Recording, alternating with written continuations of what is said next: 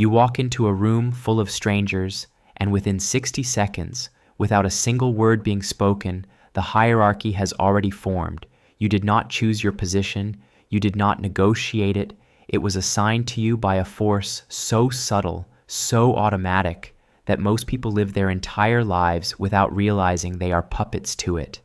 This force is called status characteristics theory, and it does not care about your intelligence, your kindness, or your potential, and it cares only about what others see the moment you enter their field of vision. The unsettling truth is this: human beings are not rational evaluators of each other. We are pattern-matching machines, and those patterns were written long before you were born. Status characteristics.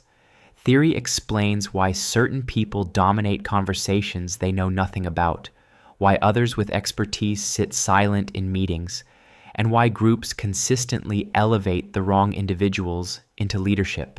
Why you have seen this happen. You have probably been a victim of it, and if you are honest with yourself, you have also been a perpetrator. In 1972, sociologist Joseph Berger formalized what manipulators and cult leaders had understood for centuries.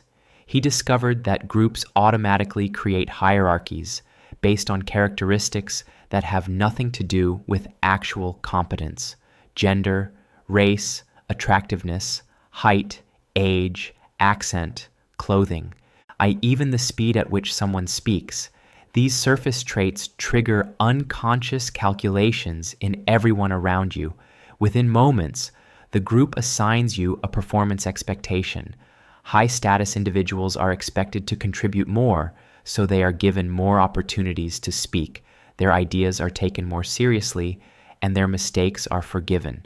Low-status individuals are expected to contribute less, so they are interrupted more often. Their ideas are scrutinized harshly, and then their successes are attributed to luck. Here is where it becomes disturbing. These expectations create a self-fulfilling prophecy so powerful that it overrides reality itself. If a group believes you are high status, you will perform better because you are given more chances, more resources, and more psychological safety. If a group believes you are low status, you will perform worse because you are starved of opportunities, second-guessed constantly, and primed for anxiety. The hierarchy does not reflect who is competent. The hierarchy creates competence in those it favors, and incompetence in those it does not. You have experienced this personally, whether you recognize it or not. Think back to a group project, a work meeting, a family gathering. There was someone in that room whose ideas were always taken seriously, even when they were mediocre. There was someone else whose insights were ignored, even when they were brilliant. The difference was not the quality of their thoughts. The difference was the status characteristics they carried into the room before they opened their mouths. Let me give you a concrete example. In controlled experiments, researchers created groups and assigned them problem-solving tasks. They deliberately gave wrong information to high-status members and correct information to low-status members. The result? Groups consistently followed the high-status members toward the wrong answer, and even when low-status members presented clear evidence of the mistake, the group did not evaluate the information. The group evaluated the messenger. This is not a flaw in human reasoning. This is a feature. Your ancestors survived not by being correct, but by being part of the tribe, and tribes are always hierarchical. Now consider how this plays out in the real world. Corporate boardrooms elevate tall men with deep voices and expensive suits, regardless of their actual strategic insight. Academic departments give tenure to people who signal intelligence through obscure jargon, not those who communicate clearly. Political movements rally behind charismatic speakers who project confidence, not experts who express nuance and doubt. You already know this is true because you have watched it happen over and over. What you may not have realized is that this is not a series of individual mistakes. This is a system functioning exactly as designed. Status characteristics. Theory identifies two types of status: diffuse and specific. Diffuse status comes from broad social categories: your gender, your race, your social class. These characteristics have nothing to do with the task at hand, but they bleed into every interaction. Specific status comes from task-relevant expertise, your education, your experience, your demonstrated skill. In a rational world, specific status would dominate, but we do not live in a rational world. Study after study shows that diffuse status overpowers specific status unless active intervention disrupts the pattern. This is why a young female engineer in a room full of older male executives will struggle to get her technical expertise taken seriously, even when she is the only person in the room who actually understands the engineering problem. Her specific status is high, but her diffuse status is low, and diffuse status strikes first. By the time she has a chance to demonstrate her knowledge, the performance expectations have already been set. She will have to work 3 times as hard to earn a fraction of the credibility that was automatically granted to men who know far less. You might be thinking this is about prejudice, and you would be partially correct. But status characteristics theory reveals something more insidious than simple bias. Even when people consciously reject stereotypes, even when they genuinely believe in equality, the theory still operates. It runs beneath conscious awareness, embedded in micro-behaviors so small they seem insignificant. Who gets eye contact during a meeting? Whose jokes get laughed at? Who gets interrupted and who does not? Whose ideas get attributed to them and whose ideas get stolen and credited to someone else? These tiny moments accumulate into a hierarchy that feels natural, inevitable, just the way things are. Here is the darkest implication. If you are currently high status, you probably believe you earned it. You remember all the times you contributed good ideas, all the moments your leadership made a difference. What you do not see is the invisible advantage you carried into every interaction, the unearned credibility that made people listen to your mediocre ideas while ignoring someone else's brilliant ones. Your success is real, but it is built on a foundation you did not construct and may not even recognize. And if you are currently low status, you probably blame yourself. You internalize the group's expectations, believing that if you were smarter, more articulate, more confident, you would be taken seriously. You do not realize the game was rigged before you sat down at the table. Let me take you deeper into the mechanics. Status characteristics. Theory operates through a 4-stage process that happens in seconds. First, the characteristic is noticed.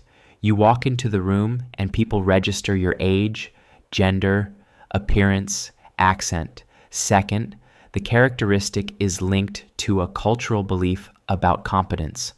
Tall people are leaders. People with certain accents are intelligent. People who dress expensively are successful. Third, a performance expectation is formed. This person will probably contribute valuable ideas. That person probably will not. Fourth, behavior is modified to match the expectation. High status people are given more speaking time, more benefit of the doubt, more influence over the group decision. The most chilling part? None of this requires conscious thought. It happens automatically, even among people who pride themselves on being fair-minded and objective. Researchers have demonstrated this in thousands of experiments across cultures, contexts, and time periods. The pattern is universal because it is not learned. It is hardwired into how human coalitions function. Your brain is trying to quickly assess who has power, who has resources, who has allies, because in the ancestral environment, aligning with the right people meant survival, and aligning with the wrong people meant death. But we no longer live in small tribes where status actually correlated with survival skills. We live in complex societies where status characteristics are often completely unrelated to competence, yet the ancient software still runs.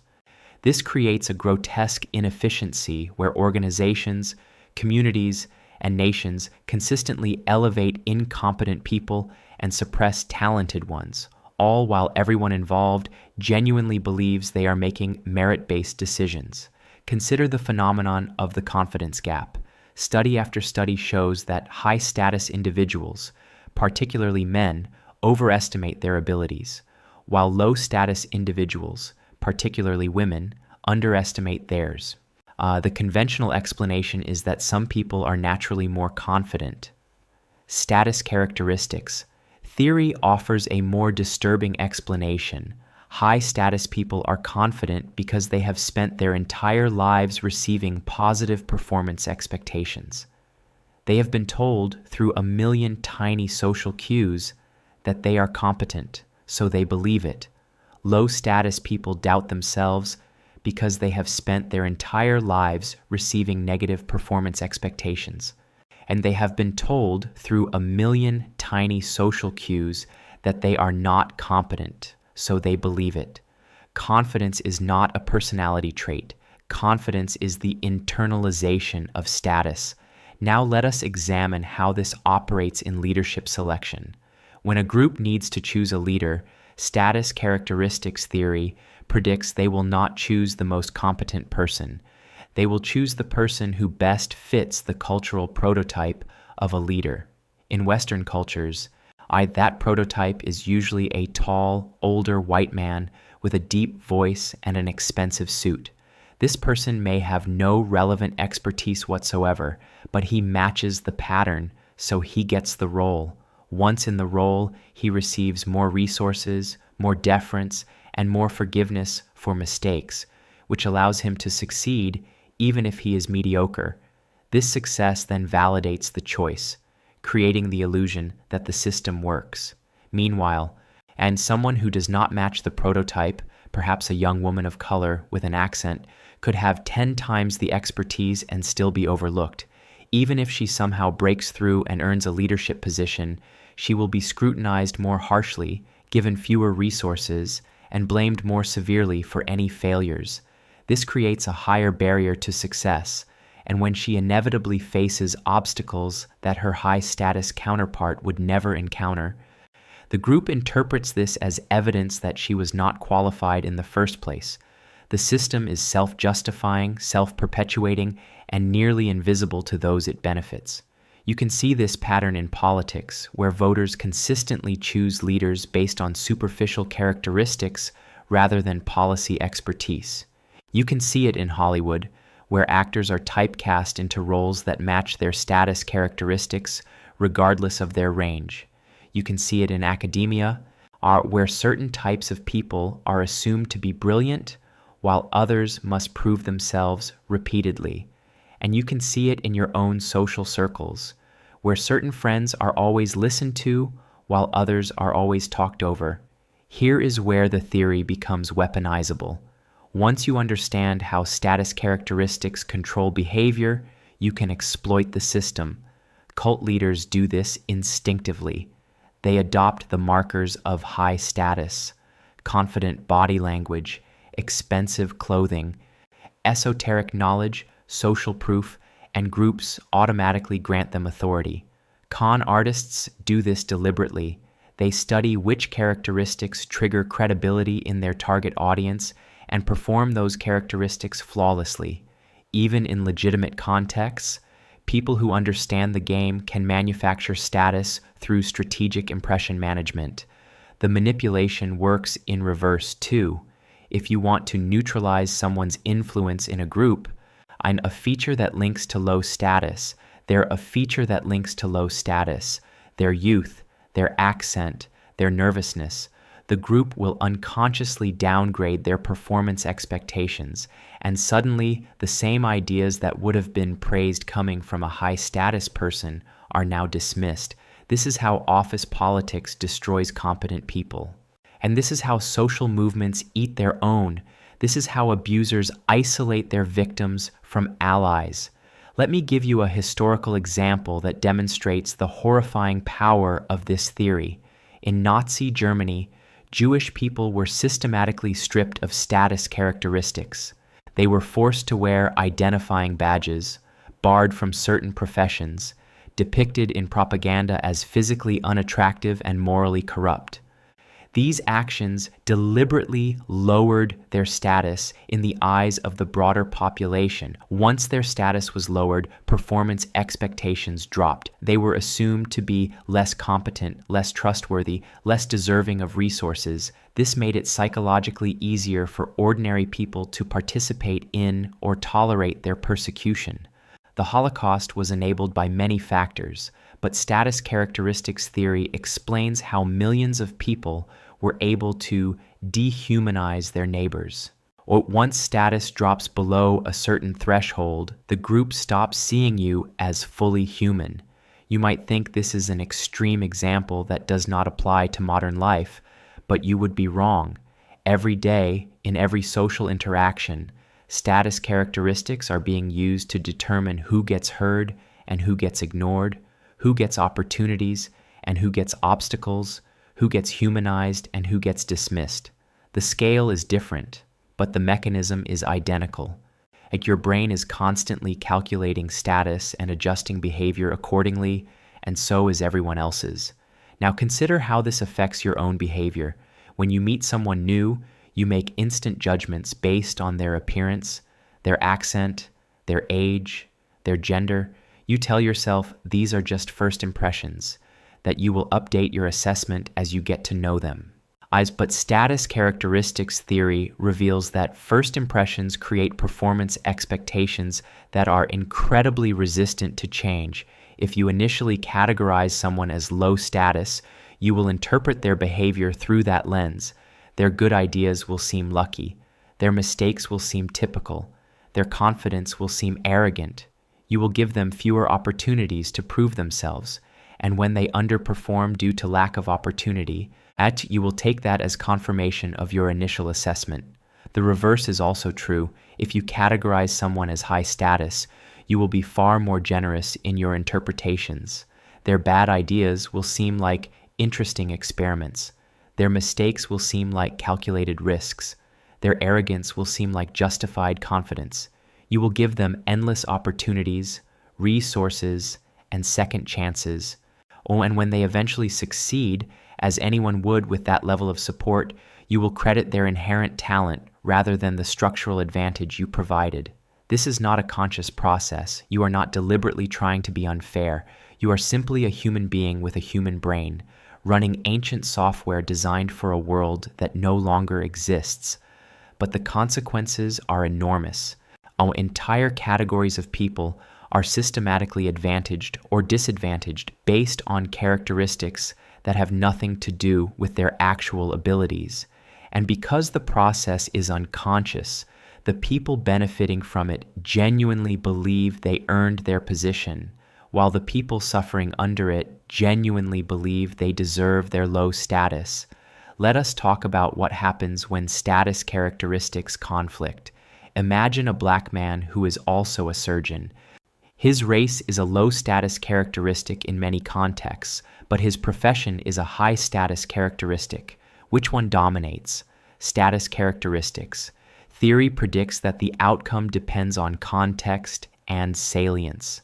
In a hospital where his professional role is obvious and central to the interaction, his specific status as a surgeon will carry more weight. But in a social setting where his race is more salient than his profession, he will be treated as low status regardless of his expertise.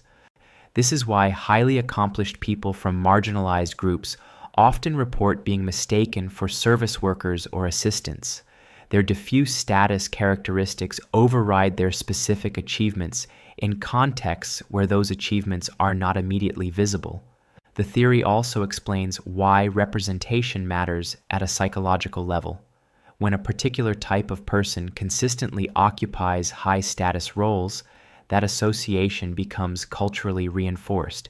Seeing women as CEOs, black people as professors, disabled people as athletes, these images gradually weaken the automatic association between certain status characteristics and low competence. But the process is slow because each individual instance must fight against centuries of accumulated cultural beliefs.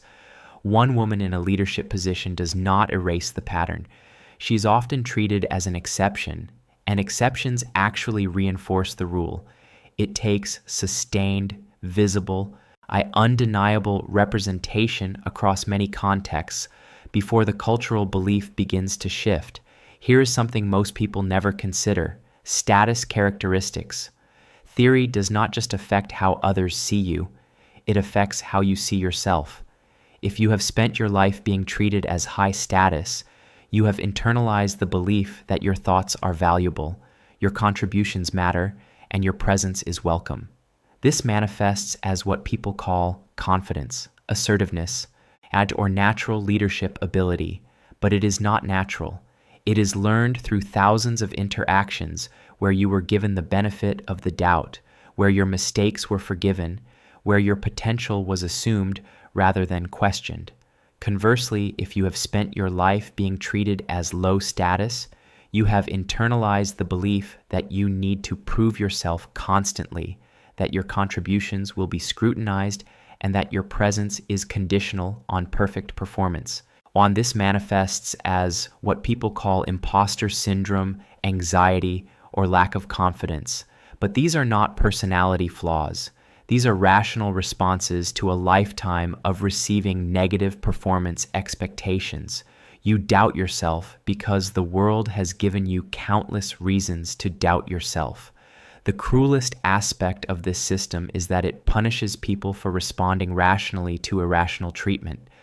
A low-status person who has been interrupted and dismissed their entire life learns to be hesitant, to qualify their statements, to wait for permission to speak.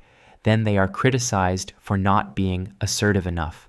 A high-status person who has been praised and promoted their entire life learns to speak confidently even when uncertain, to claim credit, to assume they deserve opportunities.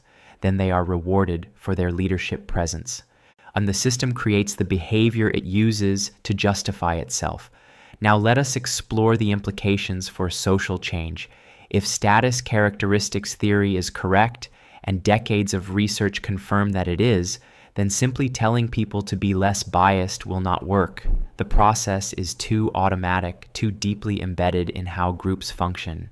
A diversity training that focuses on conscious attitude change has been shown to have minimal or even negative effects because it does not address the unconscious mechanisms that create hierarchy in the first place.